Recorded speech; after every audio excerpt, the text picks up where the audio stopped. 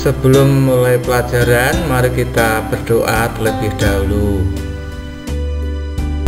Tuhan yang Maha Kasih, kami bersyukur kepadamu karena Engkau telah memberikan kami berbagai anugerah dan pemeliharaan. Berkatilah kami semua agar kami dapat memahami kehendak firman Tuhan, terutama kehendak Tuhan atas gerejamu di dunia. Roh Kudus kiranya menerangi hati dan pikiran kami, sehingga kami memahami pelajaran ini dengan baik. Iman kami dibangun, pengharapan kami tumbuh. Di dalam nama Tuhan Yesus Kristus kami berdoa. Amin. Mazmur 51, Lukas 15 ayat 7, 1 Yohanes 1 ayat 9.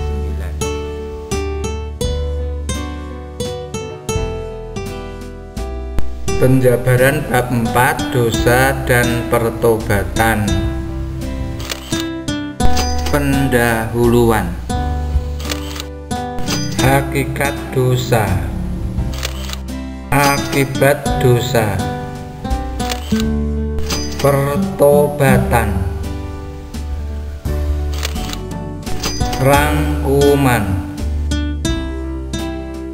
Sebelum lebih lanjut, jangan lupa tekan like, subscribe, tekan lonceng, dan share.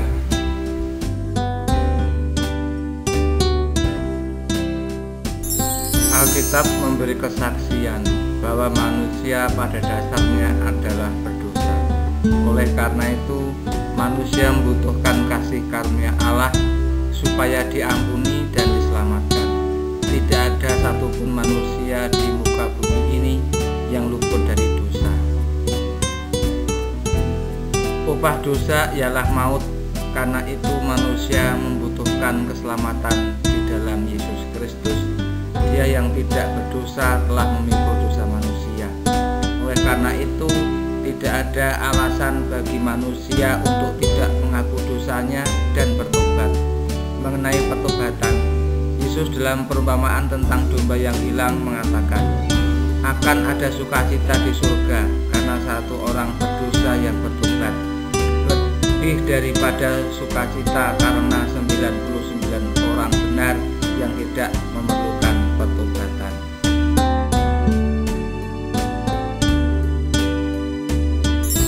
Bacalah Kejadian 3 ayat 1-19 tentang peristiwa Adam dan Hawa jatuh ke dalam dosa. Setiap pelanggaran pasti ada hukumannya.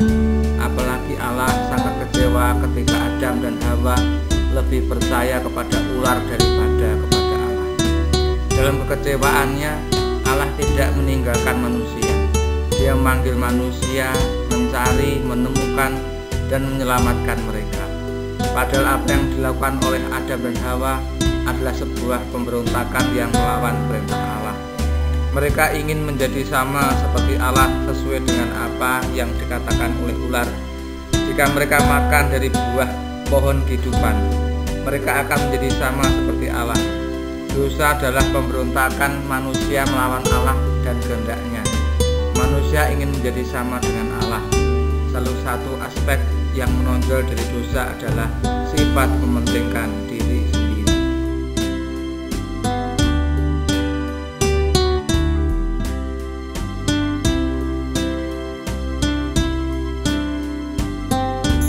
Beberapa hal berikut ini merupakan akibat tindakan dosa.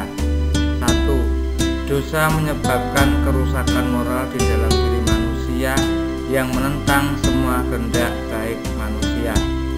2. Dosa menyebabkan manusia menginginkan kesenangan diri sendiri tanpa menghiraukan kesejahteraan orang lain atau perintah Allah. Sikap ini mengakibatkan kekerasan dan kekejaman kepada orang lain dan pemberontakan terhadap Allah dan hukumnya. 3. Dosa membuat manusia menolak untuk tunduk pada Allah dan firman-Nya. Dosa adalah perseteruan dengan firman Allah.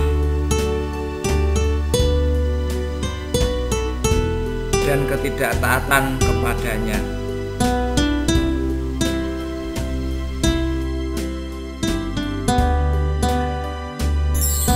4. Dosa menyebabkan kita senang melakukan ketidakadilan. 5. Dosa juga merupakan kuasa yang memperbudak dan merusak. 6.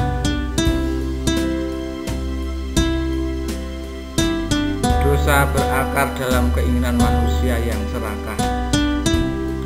6. Dosa memasuki umat manusia melalui Adam, mempengaruhi semua orang, mengakibatkan hukuman ilahi,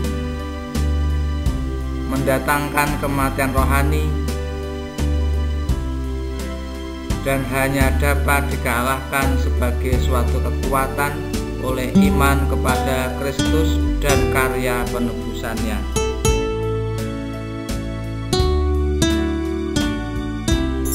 Hubungan manusia dengan Allah pada mulanya baik menjadi putus. Manusia membutuhkan perantara untuk bertemu dengan Allah karena hidup manusia sudah tercemar. Ada 4 akibat dosa. 1. Dosa mengakibatkan hubungan manusia dengan Allah menjadi rusak.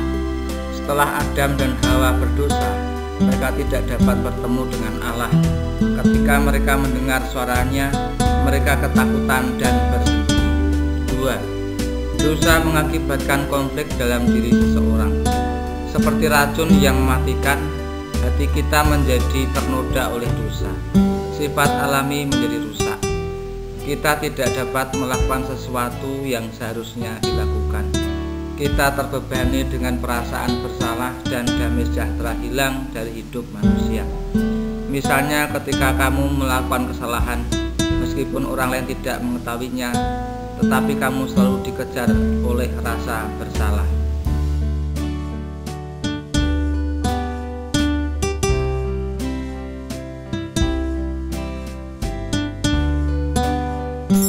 Dosa mengakibatkan rusaknya hubungan manusia dengan sesama dan dengan alam. Ketika dosa berkuasa dalam hidup kita, hubungan kita dengan sesama, dengan alam dan ciptaan lainnya menjadi rusak. Konflik terjadi di rumah tangga, masyarakat, dan di antara bangsa-bangsa. Terjadi pertikaian yang seringkali diikuti oleh kekerasan dan peperangan antar bangsa. Rusaknya hubungan antara manusia dan alam mengakibatkan manusia mengeksploitasi alam dan merusaknya. Hidup manusia jadi terancam oleh alam yang telah rusak. Misalnya penggundulan hutan yang berperan sebagai rumus penahan air hujan, akibatnya terjadi banjir yang merugikan manusia.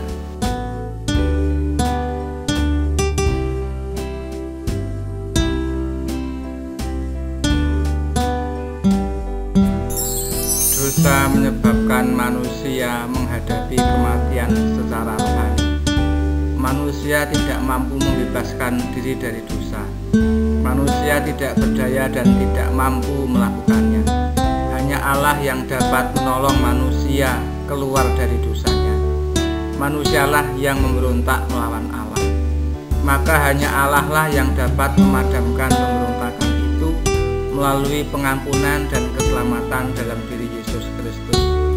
Tidak ada jalan lain selain Allah menolong orang yang jatuh dalam dosa.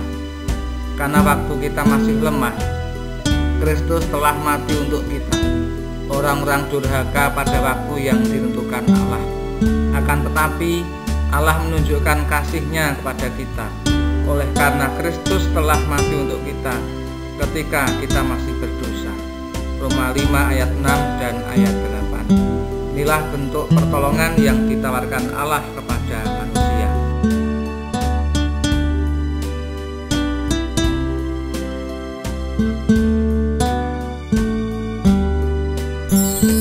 Menurut Alkitab, bertobat berarti berbalik secara total dari perbuatan lama yang melawan kehendak Allah ke hidup baru, yaitu menurut kehendak Allah. Kisah Para Rasul 26 ayat 20 menyatakan, "Tetapi mula-mula aku memberitakan bahwa mereka harus bertobat dan berbalik pada Allah, serta melakukan pekerjaan-pekerjaan yang sesuai dengan pertobatan itu. Kalau demikian, apa hubungan antara pertobatan dan keselamatan? Kitab Kisah Para Rasul tampaknya secara khusus memusatkan perhatian pada pertobatan dalam hubungannya dengan keselamatan.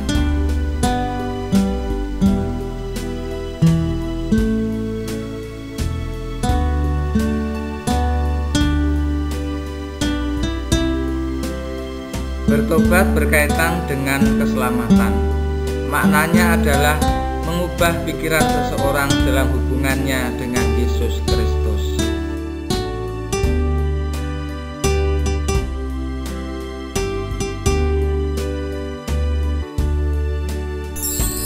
Dalam khotbah Petrus pada hari Pentakosta, ia mengakhirinya dengan panggilan agar orang-orang bertobat. Bertobat dari apa? Petrus memanggil orang-orang yang menolak Yesus Kristus untuk mengubah pikiran mereka mengenai Dia dan mengakui bahwa Yesus sungguh-sungguh adalah Tuhan dan Kristus. Petrus memanggil orang-orang untuk mengubah pikiran mereka dari menolak Kristus sebagai Mesias menjadi beriman kepadanya sebagai Mesias dan Juru Selamat. Jadi bertobat artinya mengubah sikap dan gaya hidup yang tadinya tidak hidup dalam iman kepada Yesus menjadi hidup dalam iman kepada Yesus. Hidup dalam iman artinya mewujudkan semua ajaran Yesus dalam perbuatan.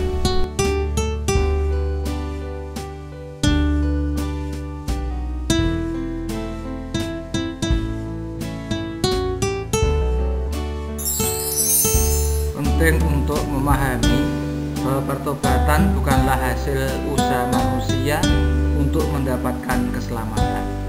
Tidak ada seorang pun dapat bertobat dan datang kepada Allah kecuali jika Allah menarik orang tersebut kepadanya.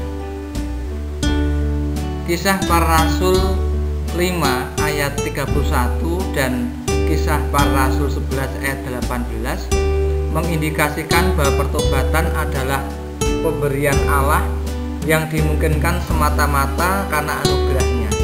Tidak ada seorang pun yang dapat bertobat kecuali Allah menganugerahkan pertobatan. Tetapi peran manusia tetap penting, yaitu anugerah Allah mengenai pertobatan itu harus disambut oleh manusia dengan kesadaran dan keinginan untuk berubah dan bertobat.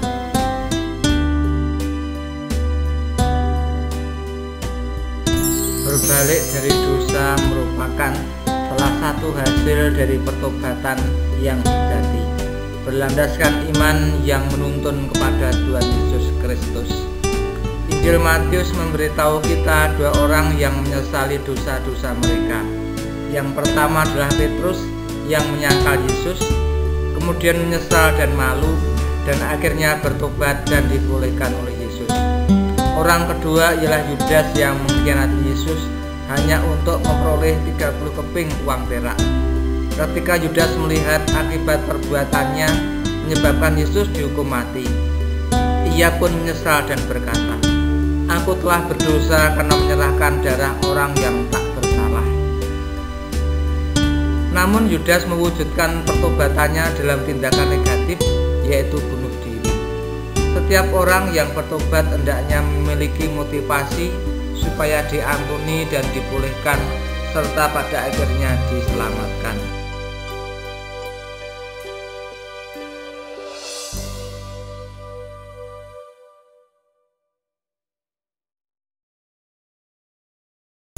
Rasa berdosa belumlah cukup untuk menerima pengampunan jika tidak disertai tindakan pertobatan yang benar.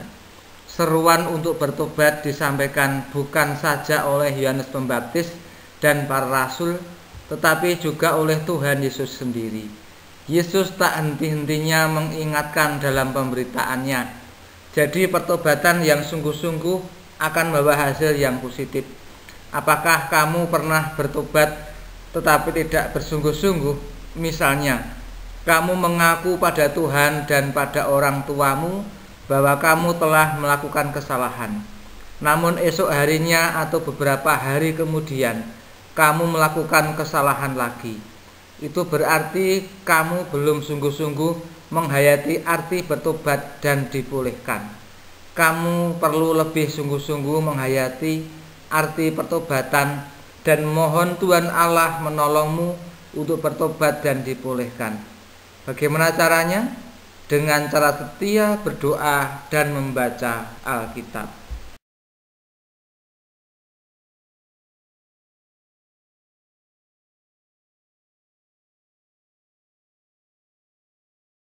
Dosa adalah perbuatan manusia yang memberontak terhadap Allah. Akibat dari pemberontakan itu menyebabkan hubungan antara manusia dengan Allah menjadi rusak dan manusia mengalami kematian rohani. Untuk itu, manusia membutuhkan keselamatan dan pemulihan hubungan dengan Allah. Supaya diselamatkan, manusia perlu mengakui dosa-dosanya dan bertobat. Pertobatan yang sungguh-sungguh akan menghasilkan pengampunan, pemulihan, dan keselamatan.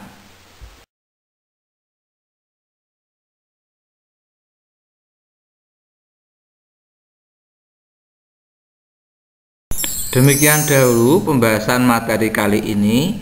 Kita akan lanjutkan materi pada video berikutnya. Sekali lagi, jangan lupa tekan like, subscribe, tekan lonceng, dan share. Untuk mengakhiri pelajaran, mari kita menutup dengan doa. Kita ucapkan doa Bapa kami bersama-sama. Bapa kami yang di surga, dikuduskanlah namamu, datanglah kerajaanmu, jadilah kehendak-Mu di bumi seperti di surga.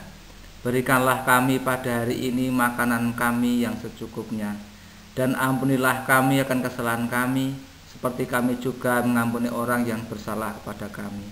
Dan janganlah membawa kami ke dalam pencobaan, tetapi lepaskanlah kami daripada yang jahat.